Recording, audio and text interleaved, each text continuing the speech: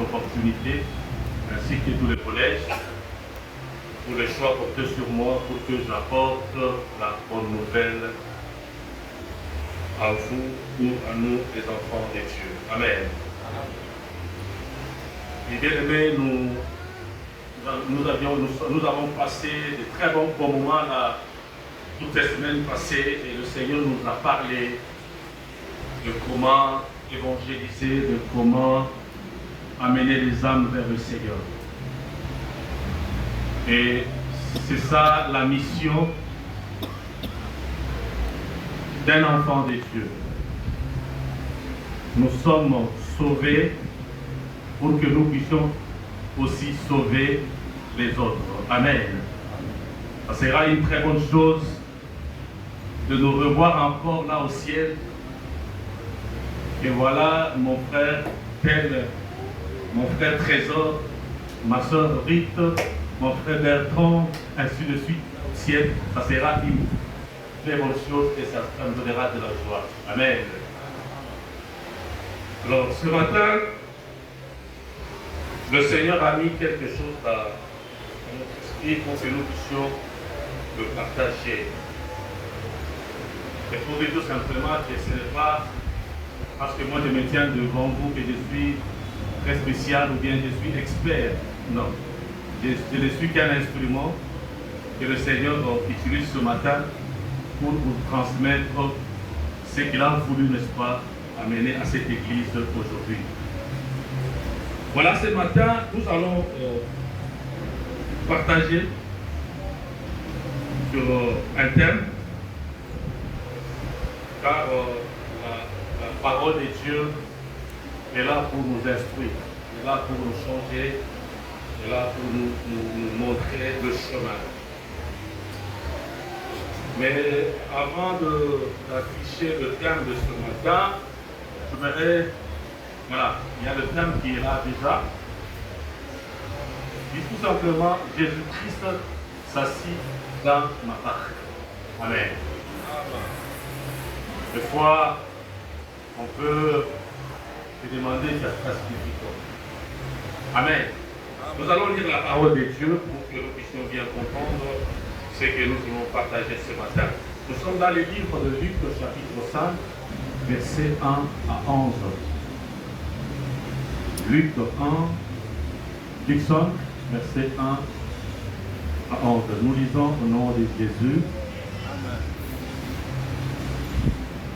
Comme Jésus se trouvait, Jésus-Christ veut nous apprendre quelque chose. Des fois, c'est quelque chose que nous connaissons déjà. Et des fois, nous ignorons tout simplement. Et des fois, nous ne prenons pas acte ou bien nous ne voulons pas le faire comme Jésus-Christ le fait. Jésus-Christ, quand il enseignait, quand il enseigne, il enseignait par des images, par des signes, par des proverbes, était déjà par parole, par des actes, par des mouvements. Et ce jour-là, il s'est trouvé au bord du lac. Il y avait une foule, mais il a constaté qu'il y avait deux barques. Alors Jésus-Christ, il a choisi parmi les deux barques, il a pris la barque de Simon, Pierre. Et la Bible dit Jésus-Christ a choisi et il est monté dans la barque de Pierre. Alors Jésus a demandé à Pierre de s'éloigner un peu de la terre. Et Jésus-Christ était debout dans la barque. Et lorsque Simon-Pierre, avec tous ceux qui étaient avec lui, ont ramené la barque un peu éloignée de la terre, à une certaine distance, Jésus-Christ a demandé à Pierre de s'arrêter. Alors Jésus-Christ, la Bible dit Jésus-Christ s'est assis. Amen. Jésus-Christ s'est assis dans la barque de Pierre. Alors la Bible dit, c'est de là que Jésus-Christ a commencé à enseigner tout cela qui était au bord du lac. Et plus tard, après, Jésus-Christ a demandé à Pierre d'avancer la barque un peu éloignée, là où lui, en tant que Jésus, en tant que Dieu, il a su que là pouvait se trouver du poisson. Jésus-Christ a amené Simon-Pierre là où il y avait du poisson. Alors, il a demandé à Simon-Pierre, n'est-ce pas, de jeter des filets. Et la Bible nous dit, verset 8, si on peut rentrer là-bas. Quand il fit cela, Simon-Pierre tomba. Verset 7. Il fit signe à leurs compagnons qui étaient dans le programme de venir les aider et remplir les deux barques au point que s'enfoncer.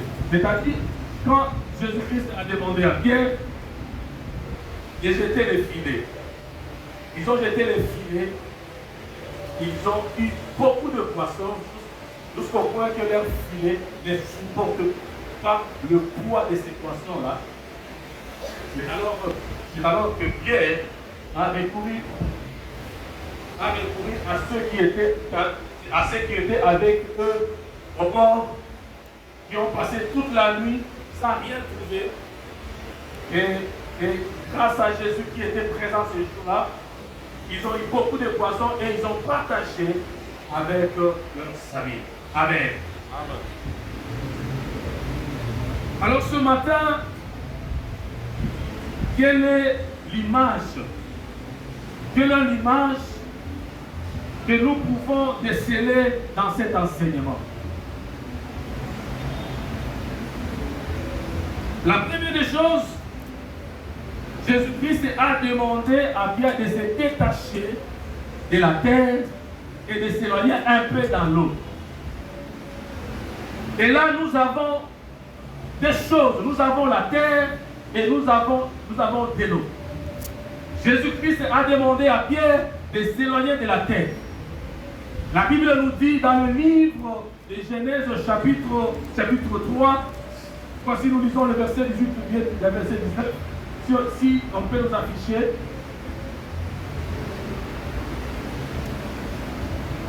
Il te produira des épines et des ronces et tu mangeras l'herbe des champs.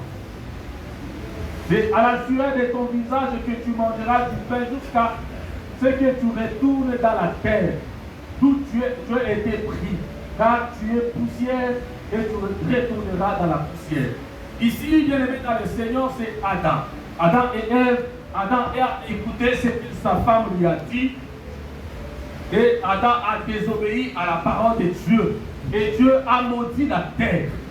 Dieu a maudit la terre jusqu'à dire à la femme qu'elle sera piquée par les ronces qui sont durant de la terre. Alléluia. Dieu a maudit la terre. La terre a été maudite le premier temps de nos aïeux, Adam et Ève. Alors Jésus, qui était dans la barque de Pierre, a demandé à Pierre de s'éloigner un peu de la terre. Alors, quelle est l'image que symbolise la terre ce matin? La terre, ce matin, symbolise le monde. Amen. N'oubliez pas que Satan a été précipité sur la terre par Dieu à cause de sa désobéissance. Et Dieu, Jésus-Christ, a demandé à Pierre de s'éloigner de la terre. Parce que la terre représentait la méchanceté, représentait le péché, représentait l'endroit où le diable est en train de régner. Et la deuxième des choses, l'eau représente la vie. L'eau représente la vie. Si nous lisons dans les livres de Jean chapitre, même Ésaïe chapitre 55 verset 1, la Bible nous dit ceci: vous tous qui avez soif, venez aux eaux.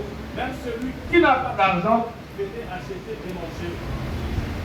et manger. Venez acheter du vin et du lait sans rien payer. Vous tous qui avez soif, venez aux eaux. Amen. L'eau, c'est la vie. Et l'eau représente la parole de Dieu. Amen. Dans le livre de Jean, chapitre 4, versets 13 à 14, la Bible nous dit ceci. Jésus lui répondit, quiconque boit de cette eau aura encore soif. Amen. L'eau, c'est la vie. Et la parole de Dieu que nous lisons représente la vie. Et l'eau est symbole de la parole de Dieu. Amen. Alors, les deux images, la terre et les eaux, c'était le monde et la vie. Et Jésus-Christ nous demande dans la parole de Dieu, il met devant nous deux chemins et nous devons choisir la vie. Amen. Alors, Jésus-Christ a amené bien dans la vie qui est l'eau. Amen.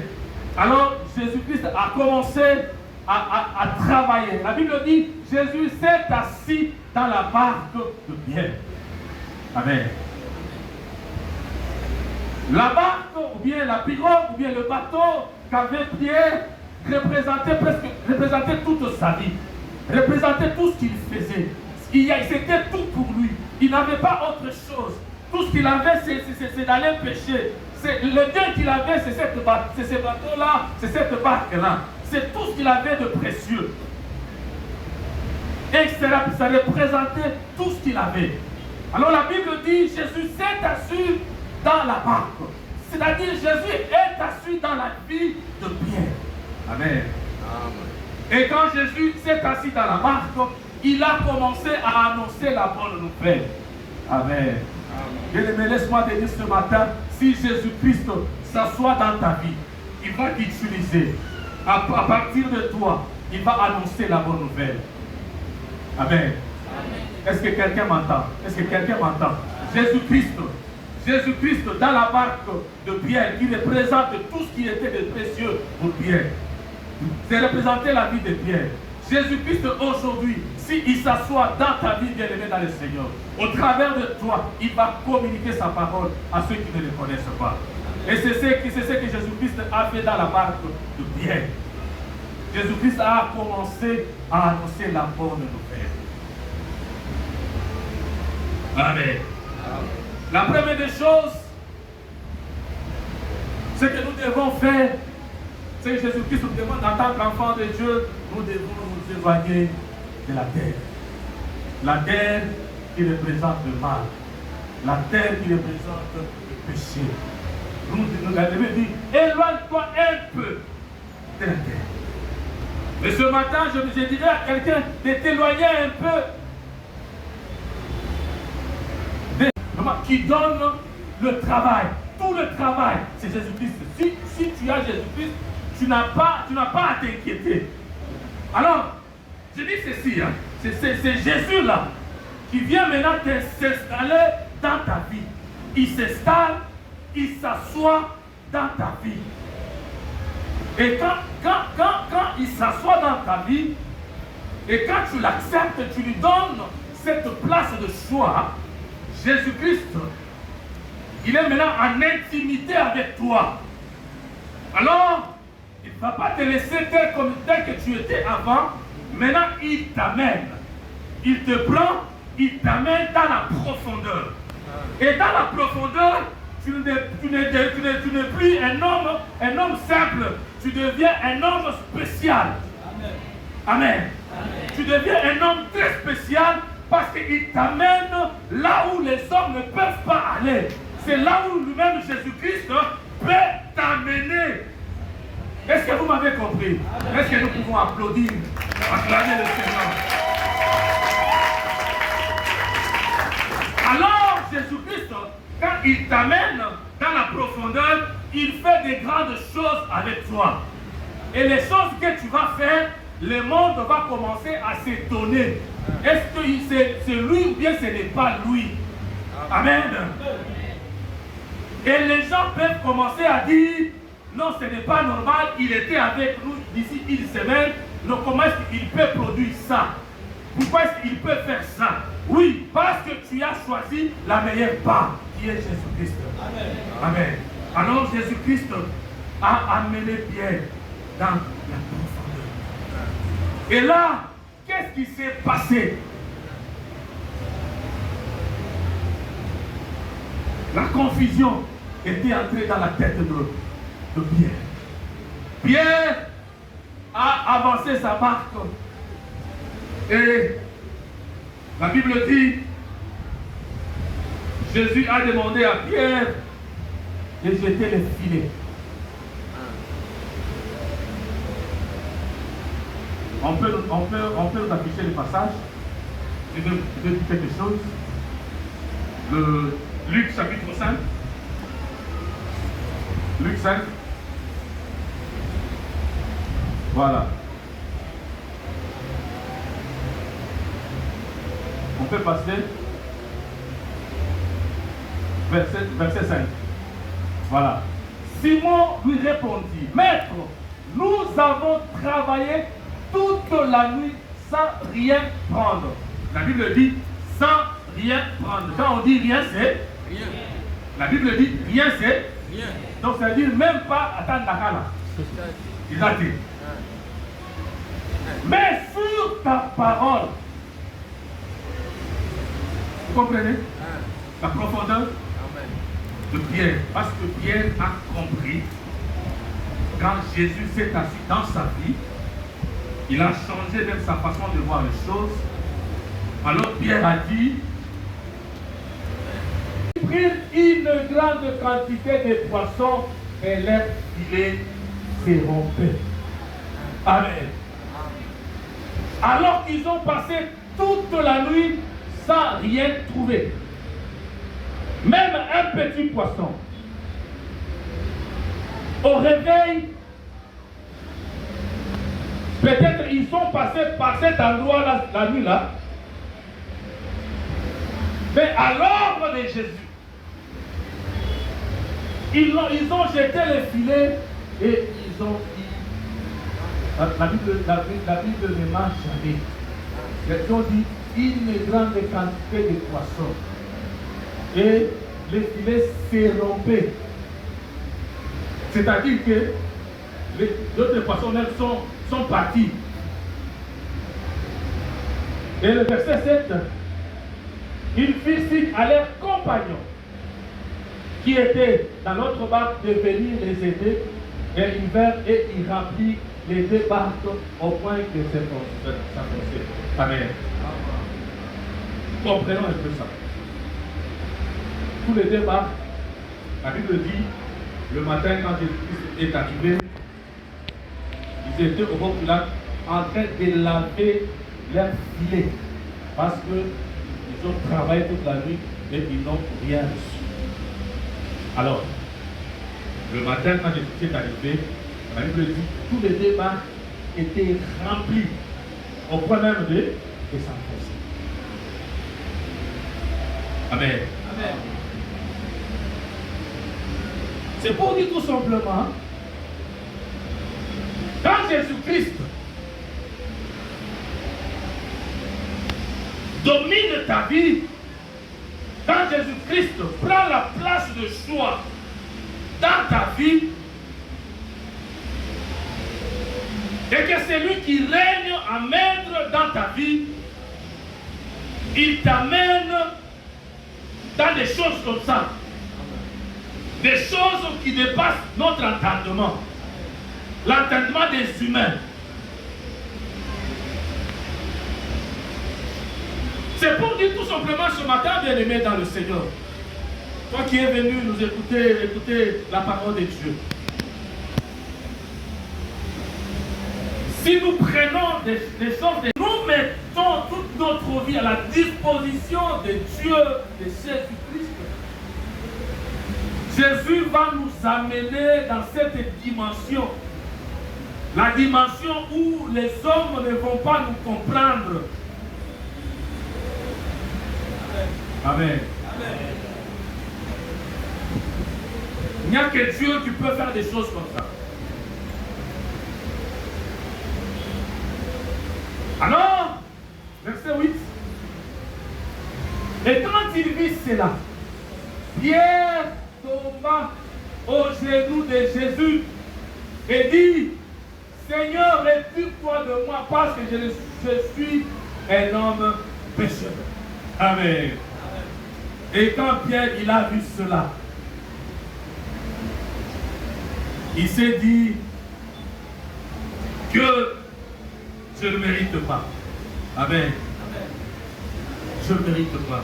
Et qu'est-ce que nous pouvons comprendre dans cette parole? Le Seigneur veut seulement nous enseigner encore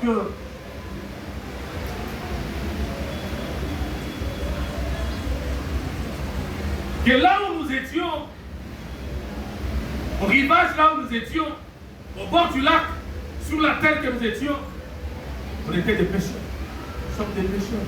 La terre qui domine sur nous, des habitudes,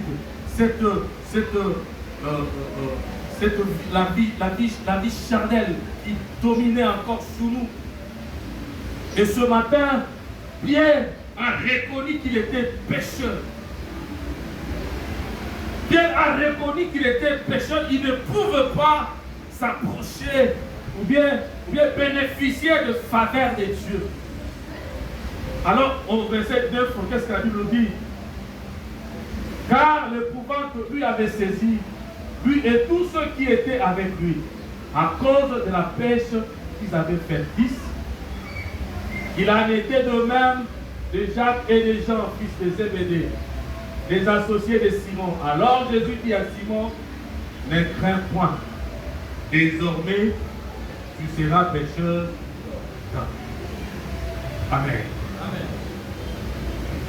Amen. Oui, bien-aimé dans le Seigneur. Pierre a oublié, il a oublié que Jésus-Christ était déjà dans sa vie. Jésus-Christ était de celui qui a la possibilité de pardonner les péchés. Amen. Pierre avait oublié qu'il avait à côté de lui celui qui a le pouvoir de pardonner. Lui, il avait toujours les mêmes pensées des pécheurs, mais il oubliait que dans lui, il y avait celui qui avait le pouvoir de pardonner. Alors Jésus lui dit, ne crains pas, je suis là. Ozo bangani. Hein?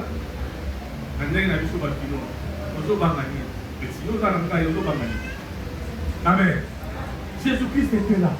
Désormais, tu seras pécheur d'hommes. Verset 11. En ayant ramené le bac à la terre, il laissait tout et suivait Jésus. Amen. Pierre, quand ils sont partis avec le poisson, quand ils sont partis avec le poisson qu'ils ont ramassé, ils ont eu,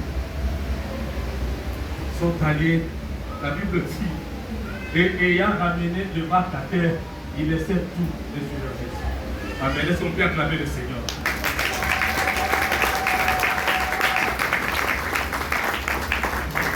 Pierre s'est dit, hein, bon, mission donc il ce soir. Amen. Mission donc où est-ce que je peux aller avec tout ça? La Bible dit, ils ont tout abandonné, ils ont suivi Jésus. Amen. Et quel est l'enseignement que nous pouvons tirer de cette situation? C'est-à-dire tout simplement, Pierre a compris que le poisson gelé eu grâce à Jésus. Il n'a pas voulu s'attacher plus au matériel, aux choses. Il est très malin. Il a vraiment une oreille attentive. Il s'est dit, non, je ne peux pas laisser cet homme partir. Je laisse ça. Parce que ça, je l'ai eu grâce à lui. Si je suis avec lui, j'en aurai encore et encore.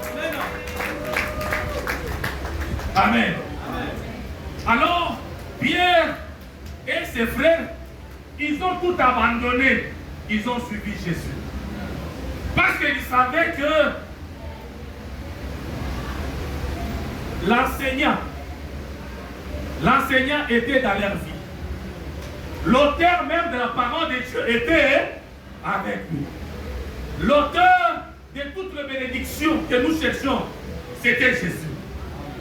Tout ce que nous pouvons chercher dans ce monde se trouve en Jésus.